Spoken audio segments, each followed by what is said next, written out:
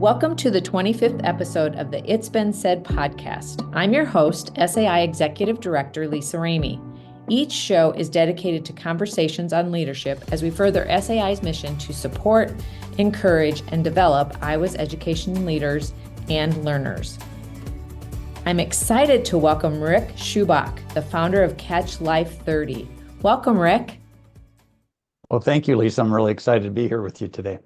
Yeah, I'm excited to highlight our CATCHLIFE30 that we provide to our members as a value add to their membership. So let's get started with some questions.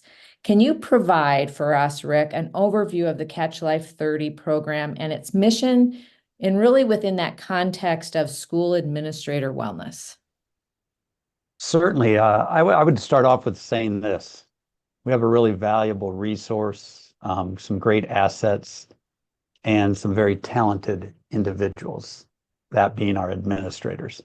And really the CATCHLIFE30 programming was designed as a 30-day health challenge, focusing on sleep, hydration, nutrition, exercise, and social and emotional health to help school administrators find their proper leadership life fit.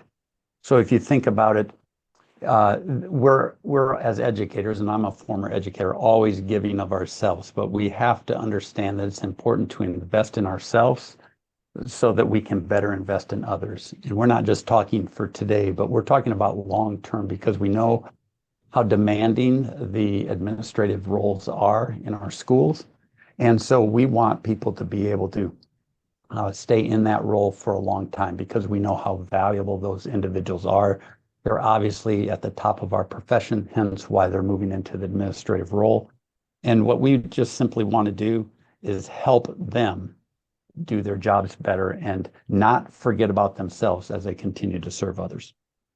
Yeah, I appreciate you highlighting that, Rick, because we talk a lot when almost anytime we're in front of a group of our members, our administrators, about how important it is to take care of themselves so that they can take care of all of the people that they serve.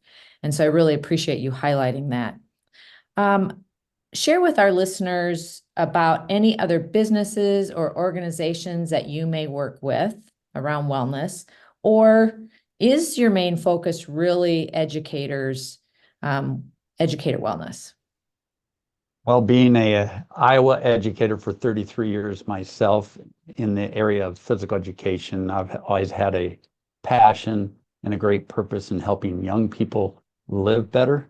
And I think as I've morphed into the role in 2015, when Rourke hired me, I had a unique opportunity to now work with school administrators in that same capacity, helping them to live better. So my passion really lies with schools or educators, specifically Iowa. It's where I've lived my entire life, so I have a passion for that. However, I have had the opportunity to branch that out and work with schools in a number of states, all the way from Hawaii, actually, to New York, Texas, and Colorado, and a number of other states. But again, focus mostly in and around the Iowa area. And as my business has grown, I've also been able to reach out, work with individual challenges, but also with different businesses as well. So, Rick, talk a little bit about not necessarily maybe the number of school districts, but do you have school districts that really join the Catch Life program as a district, or is it mostly individual member focused? Well, again, SAI has been really my main focus. And what happened was, as I was designing program for school administrators of Iowa members, many of them would come back and ask me, hey, I would like to provide this for my staff. And in doing that, what happened was that I was no longer just working as a consultant for SAI, but they wanted me to serve non-members. So as a result, I started my own company called CATCHLIFE30 so that I could serve other educators. And that was really an exciting thing. So I've had many school administrators in Iowa say, hey, I'd like to do this 30-day health challenge with my my teachers and my staff. And that's basically how I've branched off from just working with individual SAI members to actually working with districts school-wide in the state of Iowa and others around the nation. Yeah, that's pretty exciting I remember when I was sitting in that superintendent role thinking I needed to model that. If I felt like I was modeling health and wellness, that would help then our rest of our administrators or other staff see the importance of taking care of themselves as well. So appreciate you being able to adapt as, requests came to you from Iowa administrators and even administrators across the United States. For sure. So what inspired you to create the CATCHLIFE30 program? Well, I read a book when I retired called The New Retire Mentality, and it's about being able to work with the people you want to work with when you want to work with them, and using the skills and the talents that you had in your main career moving forward. So when Rourke approached me, I was like, wow, this is what gives me purpose in life. I mean, I always felt I had the most important job in the world. And when I say that, I truly mean that. I felt I had the most important job. I was helping young people learn how to care for themselves, the one body that they had, the one mind that they had. Were they going to build relationships in life, et cetera? So I was so passionate. I loved what I did. I felt I worked very hard, but I don't think I ever worked a day in my life just because it was a labor of passion and of love. And so when Rourke asked me to do this, it was like I still was going to have great purpose in my retirement, but I was going to have more flexibility, obviously. But I was going to get to work with people that I admired, I respected, I appreciated. I knew what their purpose was in life, to make a difference in others' lives. And so it was going to allow me to do that, but also be in the arena, the area that I wanted to. And so it really energized me. And when I say that, I love, for example, I love golf, but golf isn't what I want to live for. It's a passion of mine, but it's not what I'm going to live for. I want to have great purpose. And so I want to continue to affect people in a positive way. And so I also want to have energy as I move forward. And so Catch Life 30, as I designed it, it was really around the word energy. And I wanted people to have energy for work. So here are these administrators and they go to work.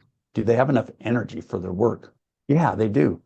But how about when they come home? Do they have enough energy for their family? Or does that get forgotten because they invest so much of their energy into their work? Yes, they can do that. Oh, great. You have energy for work, you have energy for family. But now, do you have energy for your own life? In other words, to pursue the passions that you have in life that really gives you fulfillment? Or do you forget yourself in the process? And so this helped me to have energy because I wasn't going to forget myself. I was going to still have purpose. But again, the idea behind Catch Life 30 is to have enough energy for work, family, and life. And I could help others be the best version of themselves going forward. And that was going to provide me great purpose. And so I've considered it a great blessing to be able to continue here 9 years later, still be working with other people, helping them to live better. Mm-hmm. You mentioned some of the components. Why don't you share for our listeners what those core components of the CATCHLIFE30 program are, and then how do they really contribute to that overall wellness for school administrators? Sure. We really focus in on improving keystone habits. And there's 5 keystone habits that we focus on. Number 1 is sleep. And we may laugh at that one and say, well, I can't sleep very much because I have so much to do. And I understand that. But even if we just improve a little bit, or we figure out how to best utilize the amount of time that we have to improve the amount of sleep, great. Hydration, again, something that's often overlooked, but a simple thing that we can do that is going to afford us more energy. So that sleep component is going to re-energize us. The hydration component is really going to energize us in a very simplistic way that we often forget. And then nutrition. And when we say nutrition, we're very basic. We're not going to have you tabulating everything that you eat, but it's really around fruits, vegetables, and dessert, and just keeping track of trying to have 2 fruits, 3 vegetables, and 1 or less dessert a day. And then physical activity. We know that movement is a key to healthy living. There is no substitute for that.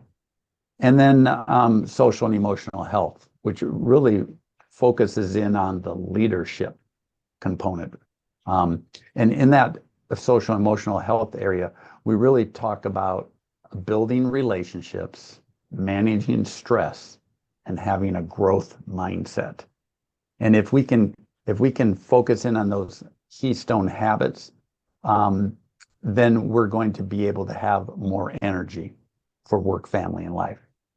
And so that's really what we are focused on. Now the question becomes, and this is why I thought Rourke was, really smart after all in choosing somebody that was an educator, because I don't know what a corporate wellness person would do, but I understand educators. The last thing they need is more on their plate. And so here's the question I pose to everyone. Do you have a few minutes in the morning to watch a video around those 5 components that I just mentioned, those keystone habits? Because each day there'll be a 2-minute video to start your day. And all you have to do is listen to it and then just click how many hours you slept. And then do you have a few minutes at the end of the day to reflect on these 5 keystone habits with some basic questions that will be given to you each day that, again, you just click your responses. So do you have a few minutes in the morning and a few minutes in the evening to invest in your own health? Because if you do, then the CATCHLIFE30 challenge is designed for you. The last thing I was going to do is make it be something that was going to put more onto the plates of our administrators because they don't need more. So I tried to make it as simple as possible. But we all know how important reflection is, Lisa. Mm-hmm. We know in education, we talk about, ask kids to reflect all the time. Well, what would be more than important than for us to reflect each evening on our own health? And so the CATCHLIFE30 program really has, and here's your educational word, SMART goals. I mean, we have very specific goals each day that we're going to target in these areas, and they're measurable, and they're achievable, and they're realistic, and they're also time bound. And so every day I wake up and I have these goals in mind. Now, whether I achieve them or not isn't the bottom line. The idea is that every day I wake up and I'm actually proactive in attacking my day. I'm not just going to let the day happen to me. I have a plan in place, and then I can adjust that, and I can record it, and I can reflect at the end of the day. And if I didn't do so well, it's okay. This isn't about guilt and shame. But the next day I'm going to wake up and I still have those goals in mind, whether I achieve them or not. And the great thing about our challenge, Lisa, is that we have personal progress reports every day that only the individuals can see, so they can track, how am I doing? Because we know that summative assessment's okay, but formative assessment's better. So as they go through the challenge after 7 days, they can be looking at their progress report and say, I haven't met one of my social and emotional health goals yet. I'm 0 for 7. All the other ones I'm doing well. So now I can adjust and make changes as I need to go instead of waiting till the end to find out how I did. So I'm really excited about trying to provide opportunities for people to really focus in on these keystone habit areas without sacrificing a lot of time in their day. Yeah, very thoughtful in how you created the program for sure. So how does the CATCHLIFE30 challenge help elevate what an individual may already be personally doing for wellness? And how can the program be a non-intimidating launch for individuals who maybe have struggled with their own personal wellness and for them to get started? Yeah, that's a great question. That was really a difficult task because you have people all over the spectrum or all over the continuum, I guess the wellness continuum, better way of putting it. You have those individuals that really value their health, they take care of themselves, et cetera. When we first started the program, we were just focusing on the physical activity component because we had watches and we could track them via that system. And I kept telling, Rourke, we need to branch this out. And I would say for those people that are really fit and really take care of themselves, maybe they're forgetting one of these other areas. In fact, what's interesting is that and we do have data, which I will talk about later, I think, but we do have data.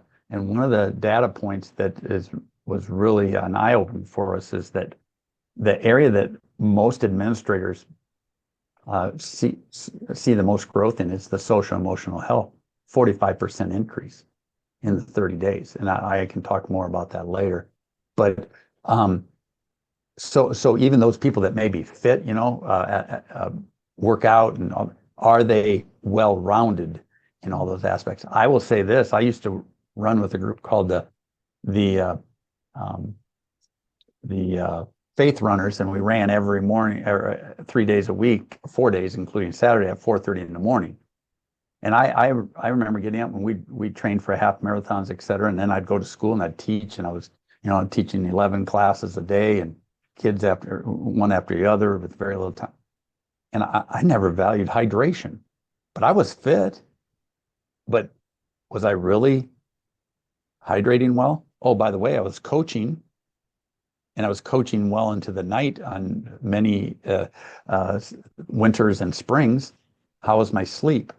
So even though I was taking care of myself and valuing, was I well-rounded in all aspects? And so I think that no matter how active or how somebody's taking care of themselves, it's a great way to check how they're doing it in all these keystone habits. And for the person that's just getting started, this is entry level. This is like the launching pad.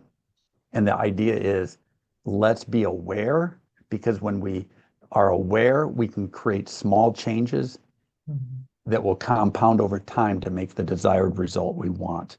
And so I think it can encompass and anybody can find value regardless of their fitness level. And that's how it's designed. I mean, I follow this on a regular basis with my wife. It's changed the way we do our living, honestly. And we're on different spectrums of wellness, but both of us find great value in trying to achieve these goals each and every day.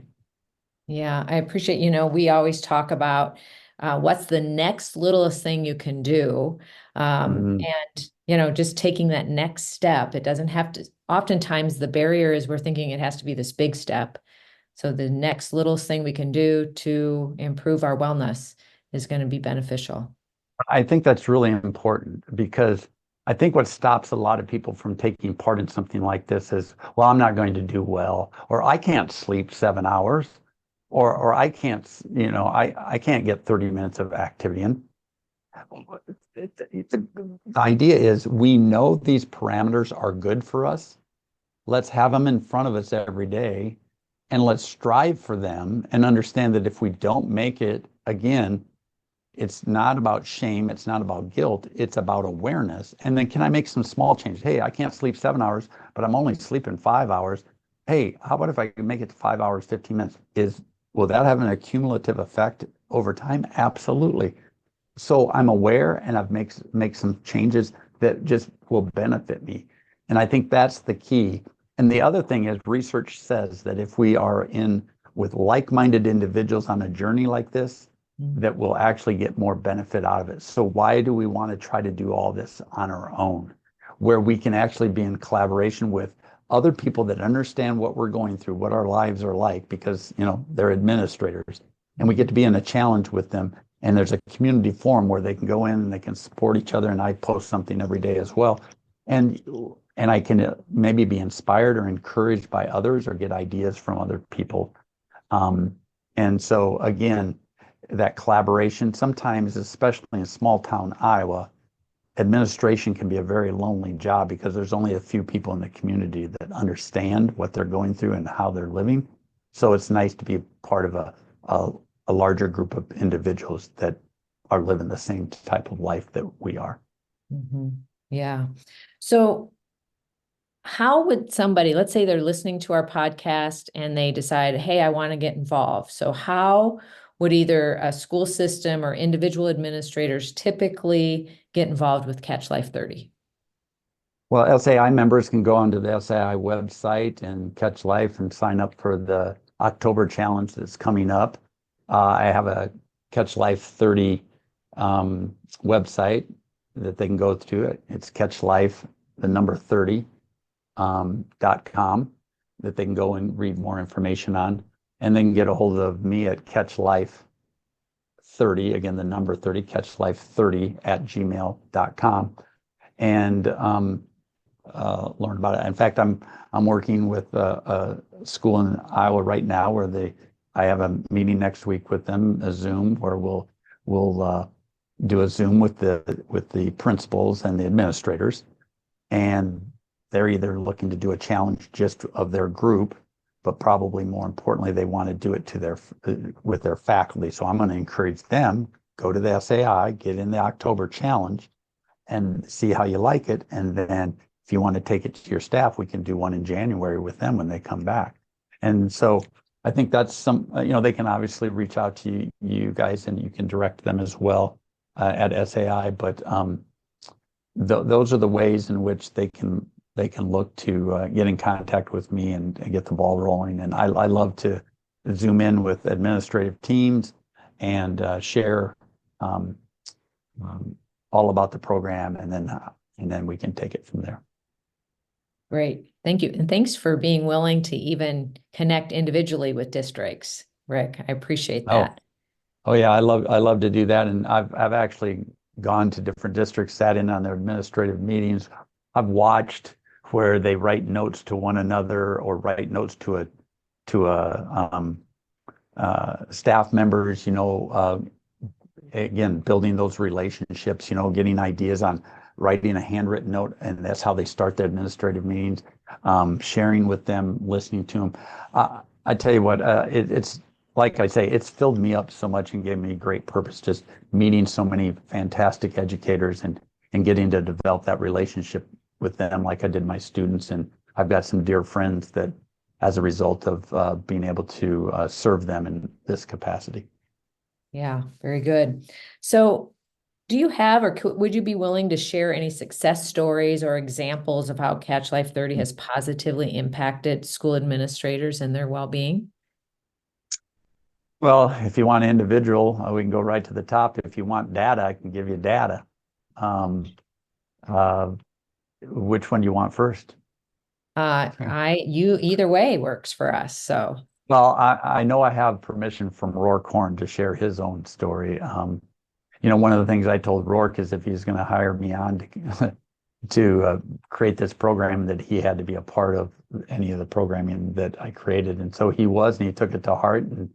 And he'll be the first to tell you, for those of you that know Rourke, that it really changed his life. He can talked about how he takes better care of himself, how he exercises, how his weight is much less than it used to be, how his blood work is better, borderline diabetic, etc. So his doctor marvels at where he's at now compared to where he was. So that's a personal story, and there are others as well, but I haven't had permission to share those. But overall, I do want to say this, that we do a pre-survey and a post-survey of our participants. We use the WHO, World Health Organization, 5-question well-being index at the beginning. And it's a well-researched document. We ask 5 questions. These questions are not seen by anybody else, but by the participant, but we do tabulate the overall results. And in that, and then we give that at the end of the 30 days as well. And we have seen a 20 0.3% overall well-being score improvement.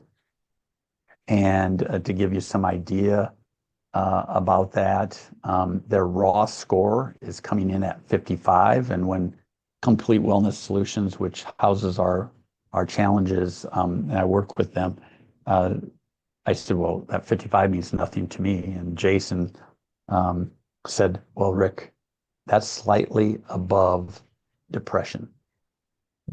So the raw score of these thousands of school administrators who have done this challenge is they come in slightly above depression, and they get a 20% improvement.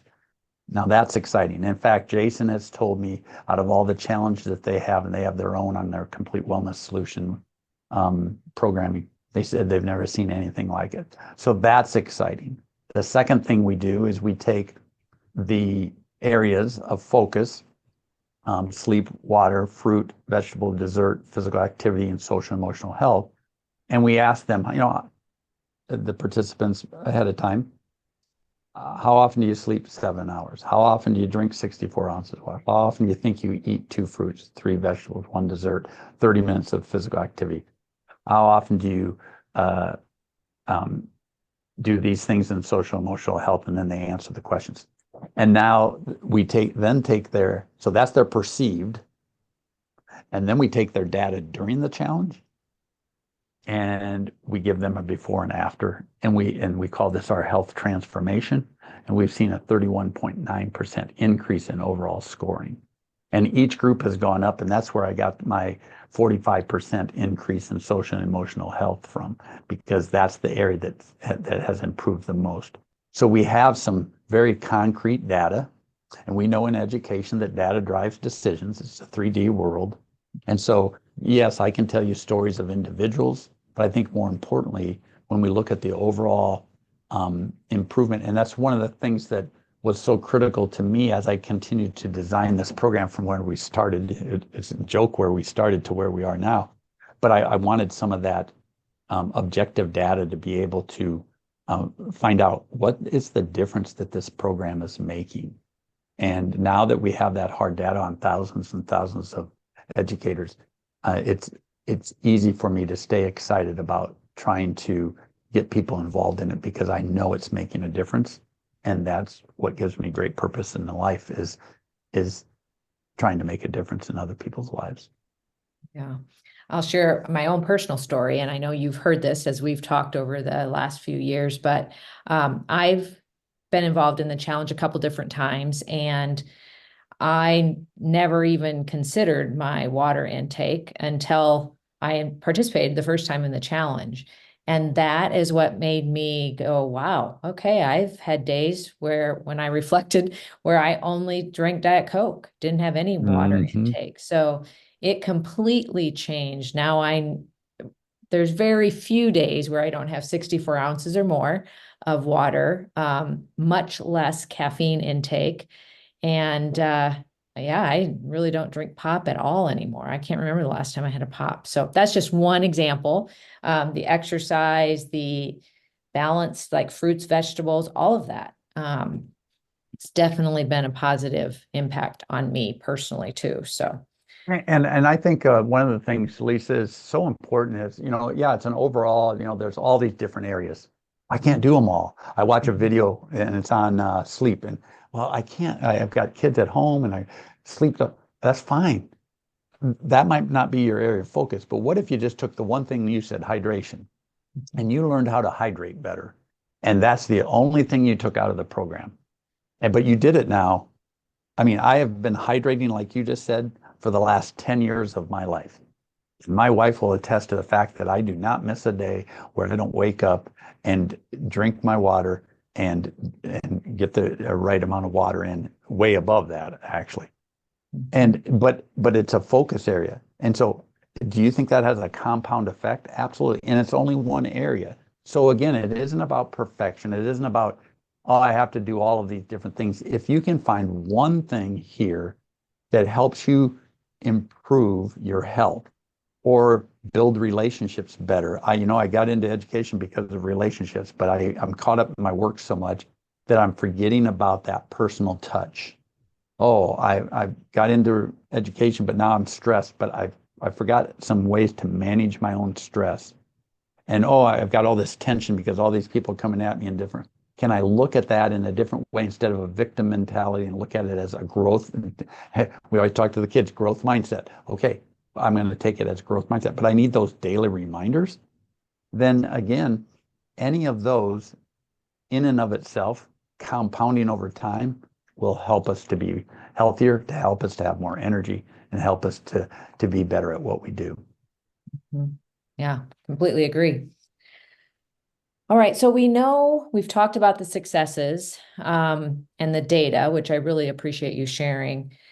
On the other side, we know that sometimes there are challenges that people encounter, and maybe you've encountered while running Catch Life 30. How have you addressed those challenges? Are there common obstacles schools face when adopting wellness programs from your perspective? Mm. Well, the obstacles that that I've encountered doing this program from the first day I looked at a blank slate, tabula rasa, and said, "What am I doing?" to where we're at now. As I look at that journey, I'm amazed at where we've gotten to, and it's been fun to actually reflect back on that personally. I think with the school districts, the biggest obstacle, number one, is finances. Will people prioritize and be able to find ways to fund the programming? I have had districts where the individuals actually just pay for the program themselves, but normally the school district will pay for it. And I think the other thing is it's not any different than school administrators. It's getting individuals to believe that they need to focus on themselves and that they have time to do it.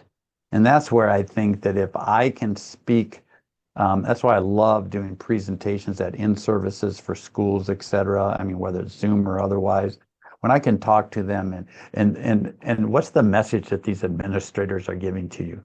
That they care about you as a professional. Sure, they want you to do a great job, but they're sending a message that you are valuable as a person, first and foremost. And I think that's the unique thing that Rourke did when he initiated this program. How many people leading a 1,500 member organization that, oh, they have to achieve these set of standards and all these, reading, math, and science, and all these scores. But he and all that's on administrators. But he said, stop. Yeah, all that's important, but you're the most important asset. And that's the same thing administrators are saying to these teachers. And as a teacher, man, when I was teaching, we had an administrator, John Stevens, who allowed us to work out in we had a YMCA within our school district, actually, at the time. Our fitness facility, when kids left and we were on contract time, he allowed us to work out. Now, he was saying to us, value your health. I value your health. You're going to be better if you do this. That was an amazing thing. And so I think anytime administrators are saying to their staff, I care about you as an individual, I would like you to invest in yourself. Here's something we're going to provide for you to do so. That's powerful. And I love conveying that message. Here's a question I always ask. What are the two things you want most for those you love? And I'll have them write them down, and then I'll have them. I'll say, stand up if one of them was health. You want the people you love to be healthy, and most of them stand up, obviously. And then I say, stay standing. But if you're not standing, if one of them was to be happy, stand up. Virtually all the people, if not all the people, are standing up at that time. And I say to them, well, the people that love you want that same thing for you. They want you to be happy and healthy as well.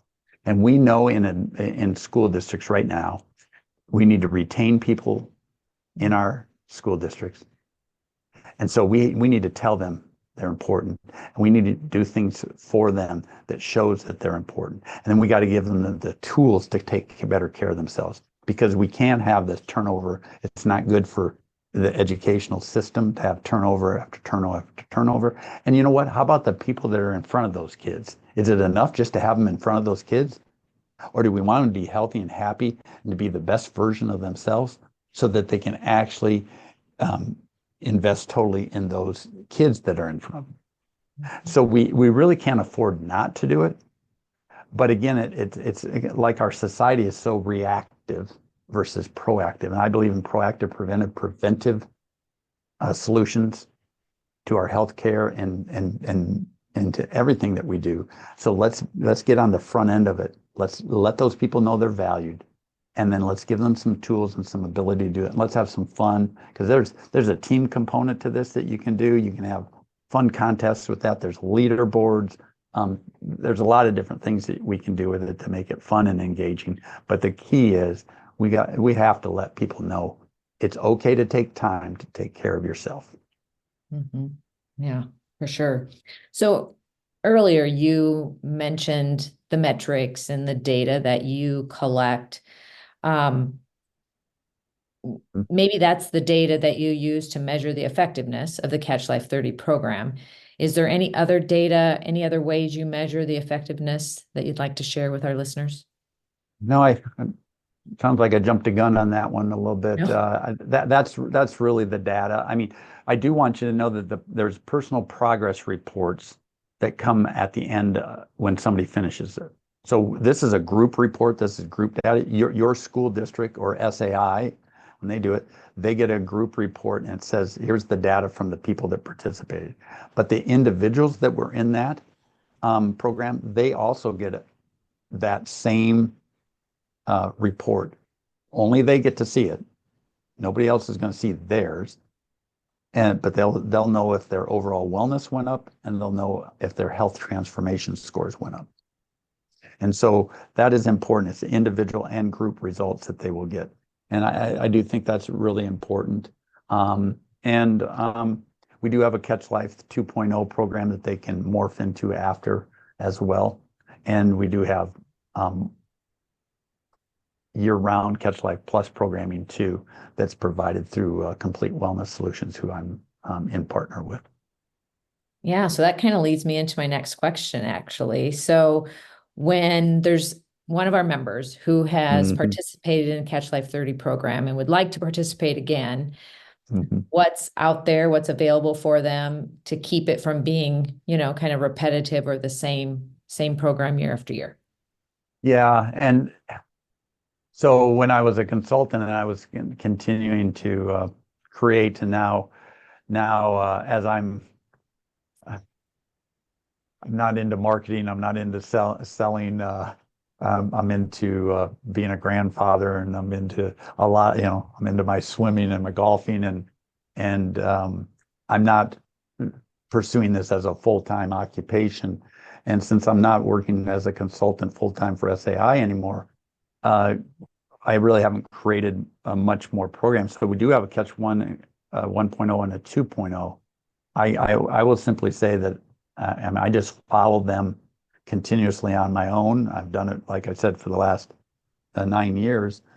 But we do have programming through Complete Wellness Solutions, the company that I work with, that actually it's called Catch Life Plus, and they have it involves all types of different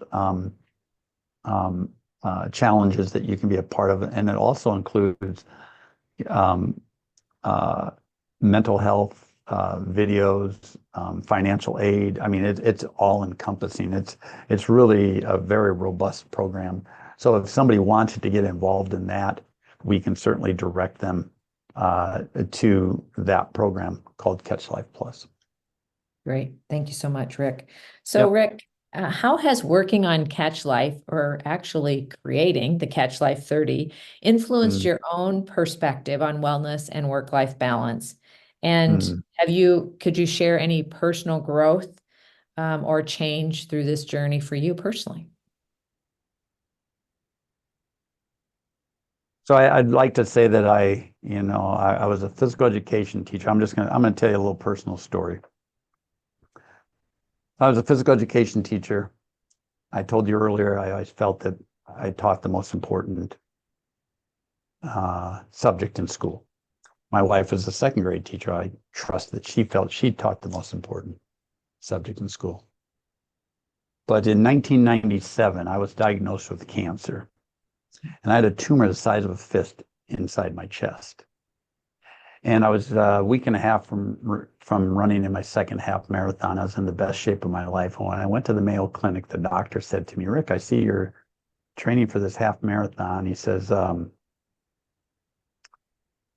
don't think you're training for that. I think you're training for your own type of marathon because the treatment we give you can work. However, it's very intense. You have a moving aggressive tumor, and we have to hit it with 120 hours of chemo, 3 weeks off, 120 hours of chemo, 3 weeks off, 120 hours of chemo, 3 weeks off, and 120 hours of chemo. At that time, we'll take the tumor out." Most people, it usually works on the tumor, but most people cannot withstand the treatment, and they can't get their blood counts back up to continue the treatment. And if we can't continue the treatment, what happens is that cancer takes hold and there's nothing we can do. So to say that I was floored was an understatement. However, I believe that living my profession helped to save my life, because obviously I'm here today. And I don't say that lightly, but I do say this. I've always taken care of my health, but now since I've retired, quote unquote, or started into the wellness consulting part-time, I'm looking at a more well-rounded way of approaching things. And I am, for the first time in my life, not just so focused on the fitness component, but I'm looking more about how I fuel my body with hydration and eating, and how I re-energize my body with sleep. See, I grew up in a family, like probably a lot of listeners would have. My dad was the youngest of 12 children. His dad died when he was 6 weeks old. He grew up in the Depression.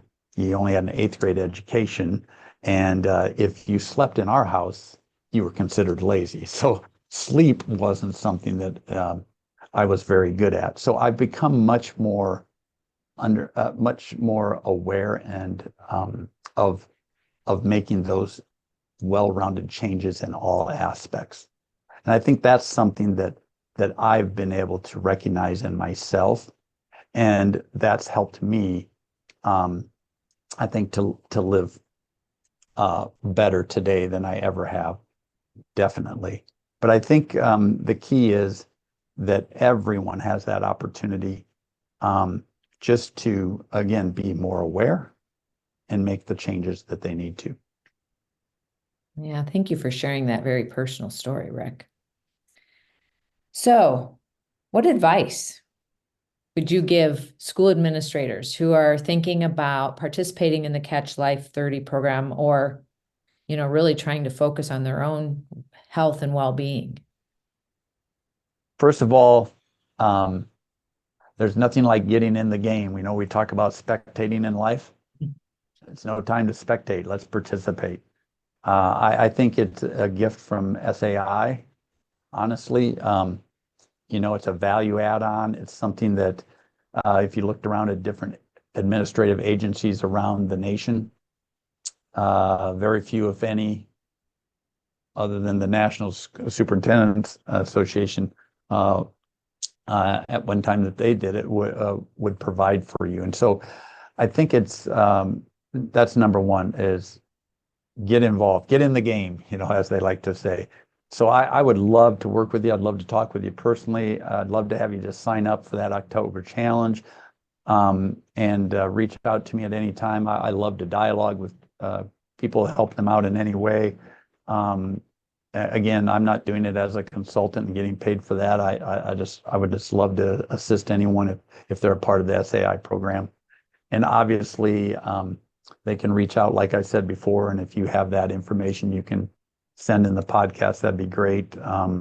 But where they could sign up or ask me to come in and Zoom to their staff if they're interested in doing a staff program, or talk to their leadership team or their administrative team. because I love to do that as well. So I'd be happy to address their health and well-being in any of those avenues if they so desired. Right. Well, thank you, Rick. Thanks for answering the call when Rourke called you 9 years ago, and for creating this program. And again, for supporting Iowa administrators in the area of well-being. Really appreciate it. Well, I appreciate everything that school administrators have done. I've had some great administrators through my educational career, most notably John Stevens, as I mentioned before. He affected me in incredible ways professionally, but more so personally. And I'm indebted to him for all the opportunities that he afforded me as a physical educator, and how he made me feel valued, and that he wanted to educate the whole child. And this is a way I can give back to all those administrators and still continue to live with great purpose. So I look forward to having some reach out to me and getting in contact with me so I can help them, and also their staff if they want to do something with their employees. Awesome. Thank you so much. Thank you. Thank you for listening to the It's Been Said podcast with founder Rick Shupbach. If you are interested in learning more or participating in the Catch Life 30 Challenge, visit the SAI website at sai-iowa.org/events. Remember, it's important to take care of yourself so that you can continue to take care of others.